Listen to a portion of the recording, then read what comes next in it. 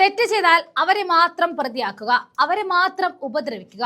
വന്നുവെന്ന കേരള സർക്കാരും പോലീസും യോഗി ആദിത്യനാഥിന്റെ പാതയിലേക്കാണ് പോയിക്കൊണ്ടിരിക്കുന്നത് എന്ന് സംശയിക്കുന്നു.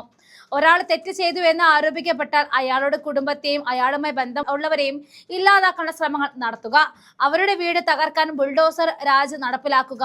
ഇവിടെ ഇപ്പോൾ ബുൾഡോസർ രാജ് ഇല്ല എന്നൊരു കുറവ് മാത്രമേ കേരള പോലീസ് നടത്തിയിട്ടുള്ളൂ. മാങ്കൂട്ടം തെറ്റ് ചെയ്തുവെന്നും ആ ശബ്ദരേഖ തന്റെ ആണെന്നും തെളിഞ്ഞ സ്ഥിതിക്ക് അയാളുടെ വീട്ടുകാരെയോ അയാളുടെ കൂട്ടുകാരുടെ വീട്ടുകാരെയോ കുരിശിൽ തറക്കുന്നത് എന്തിനാണ്? ഗർഭചിത്രം നടത്തുവാൻ ഗുളിക കൊണ്ട് കൊടുത്തുവെന്ന് ആരോപിക്കപ്പെടുന്ന സുഹൃത്തിനെ ക്രൂശിക്കുന്ന തെറ്റ് പറയാനാകില്ല. പക്ഷേ ആ സുഹൃത്തുക്കളുടെ വീട്ടുകാരെ എന്തിനെ കുറ്റക്കാരാക്കുന്നു?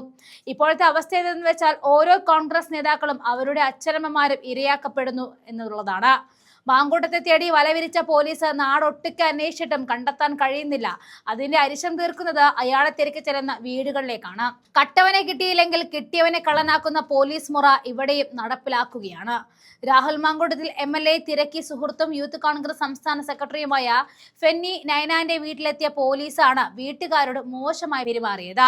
രാഹുൽ മാങ്കൂട്ടത്തിൽ MLA തിരക്കിക്കൊണ്ട് സുഹൃത്തും യൂത്ത് കോൺഗ്രസ് സംസ്ഥാന സെക്രട്ടറിയുമായ ഫെന്നി നൈനാന്റെ വീട്ടിലെത്തിയ പോലീസാണ് വീട്ടുകാരോട് മോശമായി പെരുമാറിയത് എന്ന് ആരോപിച്ചുകൊണ്ട് ഫെന്നി നൈനാന്റെ നേതൃത്വത്തിൽ യൂത്ത് കോൺഗ്രസ് KSU പ്രവർത്തകർ അടൂർ പോലീസ് സ്റ്റേഷൻ ഉപരോധിച്ചു.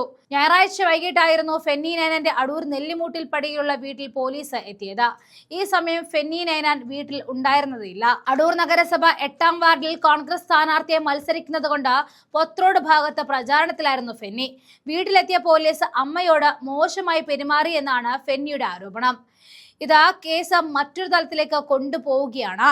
CPMനെ രക്ഷിക്കാൻ മറ്റ് കോൺഗ്രസുകാരെയും വീട്ടുകാരെയും ജീവിക്കാൻ സമ്മതിക്കില്ല എന്ന് പറഞ്ഞുകൊണ്ടാണ് ഈ പോലീസ് ഇപ്പോൾ നടന്നുകൊണ്ടിരിക്കുന്നത്. യൂത്ത് കോൺഗ്രസ് ഓരോ നേതാക്കളുടെ അമ്മയ്ക്കും സഹോദരിക്കും വേണ്ടി പോലീസ് സ്റ്റേഷൻ ഇപ്പോൾ വിറപ്പിക്കുകയാണ്. നമുക്ക് ആ ദൃശ്യങ്ങൾ കൂടി കാണാം.